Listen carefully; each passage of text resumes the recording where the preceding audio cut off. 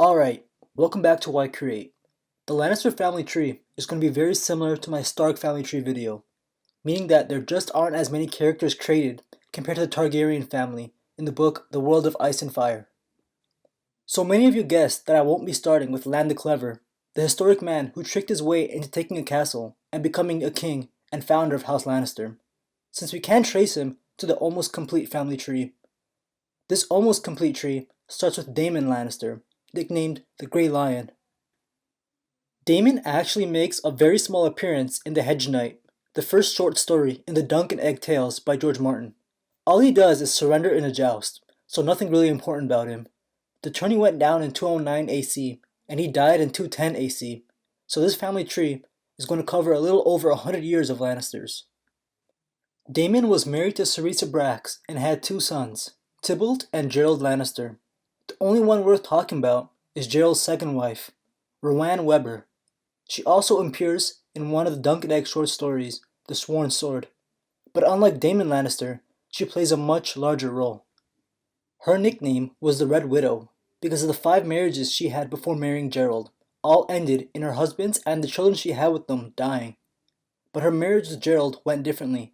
She had 4 sons with him, and after giving birth to her last, Jason, she went missing and was never found. But we're going to come back to Jason. One of her other sons is a name you probably recognize, Tytos Lannister. After his 2 older brothers died in battle, he became Lord of Casterly Rock. But he was never fit for this title. Unlike the Lannisters we know from the current story, he was way too kind, trusting, and forgiving to rule. You can compare him to Tommen, but Tommen has the excuse of just being a kid. Tytos earned himself the nickname of the Laughing Lion. He never took insults towards him seriously, and no one took him seriously. People began asking for loans from the wealth of House Lannister, and they wouldn't bother to even pay it back. House Lannister was losing power and wealth, while the houses that took this money were quickly growing. This is when Tytos' firstborn, Tywin Lannister, stepped up. He ordered every house that took a loan repay it or send a hostage to Casterly Rock until that debt was paid. 2 houses still didn't take the Lannisters' threats seriously and started a rebellion. These houses were House Rain and House Tarbeck, who raised the power from Lannister gold. Tywin, without discussing it with his father, who was still the current lord, raised an army and completely exterminated both families and burned their castle to the ground. So now the Lannisters are rich and powerful again.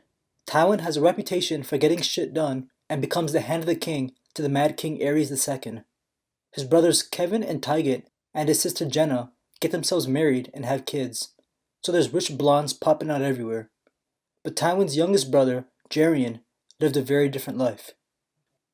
The only child Geryon had was his bastard daughter, Joy Hill, he had with a common girl named Brianni.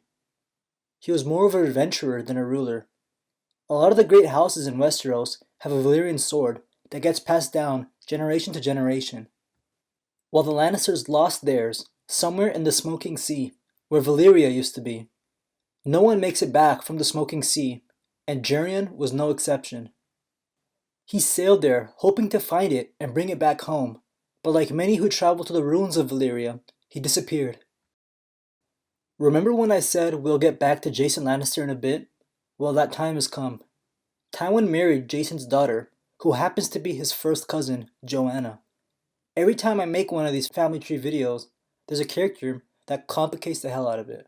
This video's complicator is good old Jason Lannister. This jerk had to impregnate 3 different women. 8 kids is a lot to fit on the screen of a YouTube video. Good thing none of them or their children are that important. So let's get back to Tywin and his cousin wife. We know Tywin was a cold, ruthless guy, but he really loved and cared about his wife. While the twins Jaime and Cersei were very young, Joanna died giving birth to Tyrion. Tywin always blamed Tyrion for her death. Jaime became a knight of the Kingsguard and is one of the most skilled swordsmen until... And this should help you remember.